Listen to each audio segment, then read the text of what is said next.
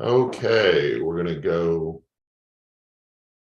start this case. It's Zabarik versus the Valley View Park Estates Homeowners Association, DC 234045. Counsel, make your appearances. Good morning, Your Honor. I'm Bo Powell here for the plaintiff. Catherine Stark for defendant. Okay, you guys go ahead and make your argument. Judge, it's a motion to quash, and we're simply here asking for a order compelling defendant to produce a corporate. Isn't this Ms. Stark's? This is Ms. Stark's motion, isn't it? Yes, Judge. Yeah, go ahead and let her start. We filed this motion to quash because this is the first time we had heard anything about plaintiffs wanting to take deposition of anyone. They noticed the deposition unilaterally without conferring, Judge, and they had just failed to confer pursuant to the local rules on many issues in this case. And this is just another example. We didn't have any chance to agree to the time and date of the deposition. They also didn't identify anyone in particular, and we're still in the process of trying to identify the person who can testify on all of these issues. Judge, 30 topics they would like to discuss or have the witness testify upon at the deposition, and none of these topics were conferred upon, and we do not know yet at this time who would be the person best able to talk about this, or the person with most knowledge. And that is in contravention to the rules, specifically Rule 192.6 or 199.2 B1, which requires that the deposition notice of a corporate representative must describe with reasonable particularity the matters on which the examination is requested. And that was noted in our motion to quash. But also, the defendant has a right to identify and present who they would like to testify on these issues. And so it's not proper for a plaintiff to demand the person with the most knowledge or the person who's most knowledgeable, because that's not what the rules contemplate. Again, defendant has a right to select the person who can best represent the company to testify about the specified topics. And that's not always the same person who might have the most knowledge. And that's part of defendant's strategy, which is something that we are entitled to control and prepare for trial. And also, the HOA is run by volunteers, and all these people have their own careers and their own families. So again, this deposition was unilaterally noticed, and we just don't have, we didn't have any opportunity to coordinate availability with particular members of the HOA who are unknown at this time, as we're still going through all these 30 separate topics. And they have their own procedure with dealing with litigation and presenting themselves for depositions. So there's no reason to compel this deposition when we have not even been given a chance to confer on who's going to be deposed, the time of the deposition, the topics of the deposition. Okay. Mr. Powell? Thank you, Judge. The court probably recalls as this case is no stranger to the court, and these parties are no stranger to one another. I am pinch hitting this hearing for Mr. Welch, but the first thing I want to say to the court is that I'd bet my boots we made numerous efforts to get deposition dates from the defense before we noticed the deposition. I've been at this office going on 7 years, and that's the way we do it. We don't haul off and send deposition notices on our own without ever asking for a date first. On this whole conference issue, the court will notice in the motion to quash, it's a quash filed based on an alleged unavailability. There's no alternative dates offered. There's no alternative times offered. to sum up the whole argument as put by Ms. Stark, this is all strategy, Judge. They're trying to evade discovery any way they can. So we're here today asking for an order from the court that the defense produce a corporate representative or representatives to testify on those topics within a reasonable time, whatever the court determines that may be, 30 days, 45 days, whatever. All the rest of the arguments are, quite frankly, without merit, Judge. If the court looks at the deposition notice, there's 30 topics there. Those are all very specific topics. All those topics tie back to the second amended pleading that the plaintiff filed following a hearing on the defendant's special exceptions. There's no games going on here, Judge. In our second amended petition, we set forth 8 or 9 different ways we claim that the HOA is violating fiduciary duties, and each of the 30 topics in the notice specifically relates to one or more of those breaches that we've identified in the pleading. I don't have to identify a corporate representative. That's the defendant's job when I send my topics. So I think that covers the whole argument. The topics are reasonably specific. They all tie back to the amended pleading. There's no question what's going on here. There's no question of what the claims are. These parties are no strangers. And again, we're simply seeking a corporate representative deposition, and unfortunately, we've got to come to the court to even get the defense to offer us a date on which we can take that deposition or depositions. So Ms. Stark, is there anything specific in the 30 requests they have that you feel like is unnecessarily broad or not clear? Yeah, and I also, if I can respond to some other points That's my question right now. So respond to that question, please. For example, if they ask for someone with the most knowledge of all bylaws, regulations, covenants and restrictions of the HOA. So here's a copy of the order they're proposing. Okay. So your issue is really just with the term most as opposed to knowledge, I guess, or what exactly is your objection here with the?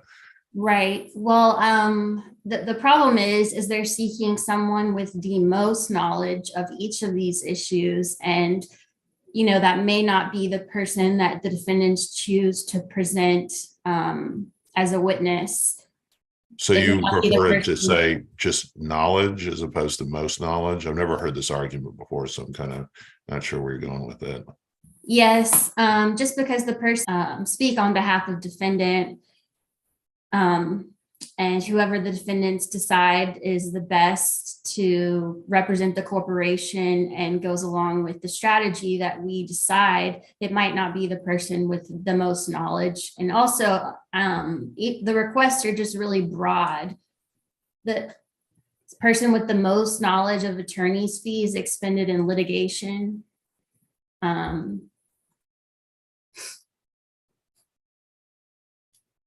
Person with the most knowledge of methods and procedures used to maintain and repair common areas. Each of them are very non-specific. Let's see.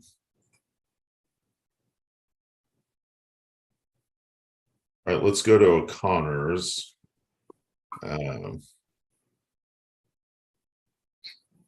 6F. It'll probably talk about this most knowledge thing.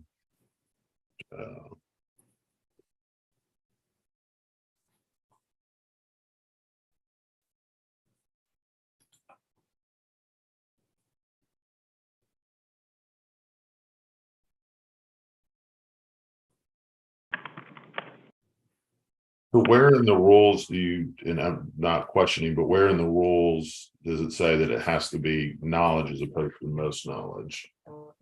I don't have that particular rule in front of me right now, but I think it has to do with 199.2B or 199.2. Additionally, as one of the cases I cited in our motion to quash, a lot of these requests are overly broad and just not reasonably calculated to lead to admissible evidence. Kind of like their petition, it's very broad, and looking at all of these topics, you can't really ascertain what they're seeking to depose our witness on, other than just everything about the way the HOA operates. And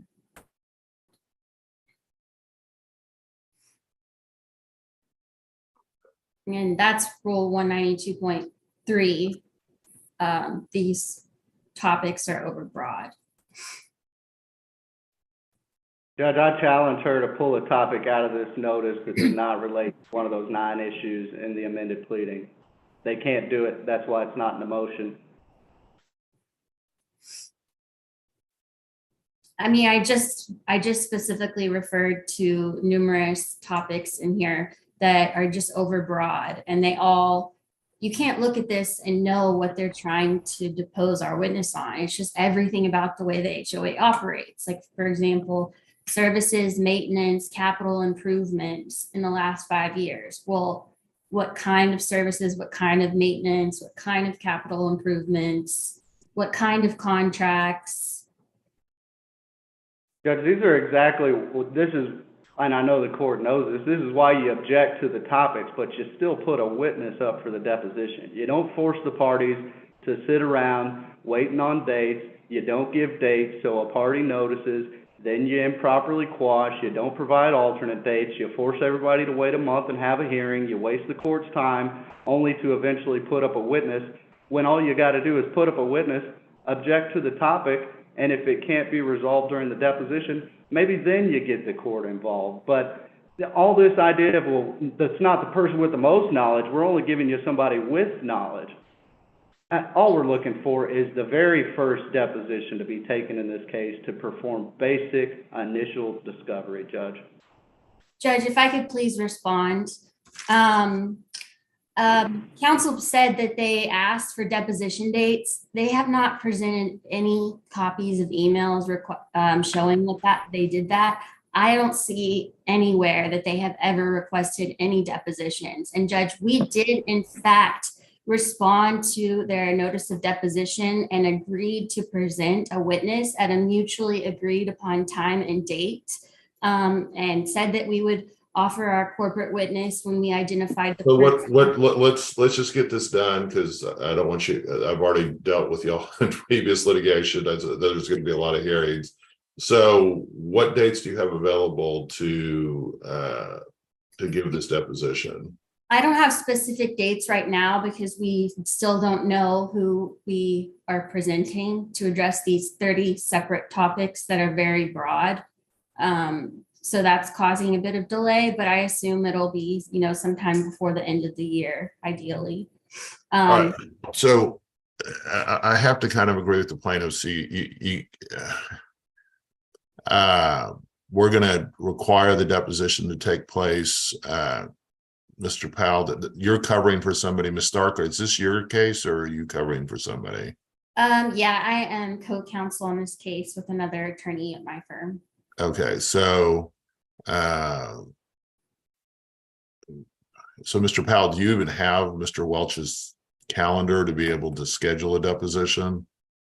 No, and I'm not trying to put Ms. Stark in a bad position. That's why I say, I think if the court just says within the next 45 days or something like that, then I'm sure everybody can come to an agreement on one date over the next 45 that works for everyone. Okay.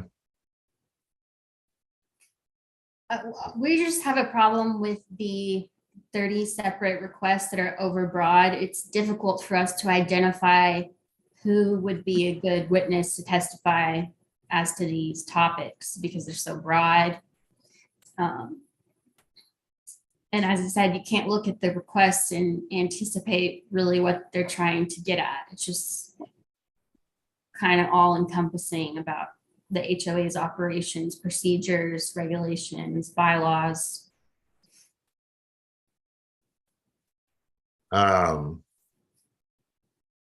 I'm going to order the deposition to take place by November. When is y'all's trial setting on this case?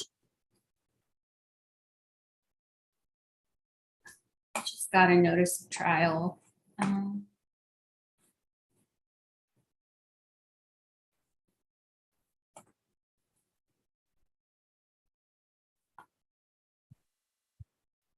I think it's sometime in April of next year. Okay, Yeah, that sounds right. We got a mediation order by March 30th, so it's obviously after that. all right, so we are, I'm gonna order the deposition to take place by November 10th.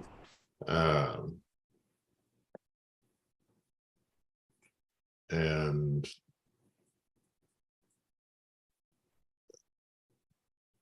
not sure about this whole most knowledge argument. I've never really heard him make that argument. Let's try to keep this focused, Mr. Powell, on the issues in this case. There has been a lot of issues in the past. Ms. Stark, if it turns out they're going into a lot of issues that are not related to the case, then feel free to call me during the deposition so I can rule on that. Since there weren't any objections filed to the particular topics, I'm not going to rule on each of them piecemeal. So they just, all questions have to be related to the case, I guess is really what I'm getting at. So I'm going to go ahead and grant, or I guess deny the motion and order the deposition to take place by November 10th. Understood. Thank you, Your Honor. Anything else, guys? Nothing from me. No. All right. You guys have a great rest of your day, okay? Thank You you. too. Thank you, Your Honor. Bye, y'all.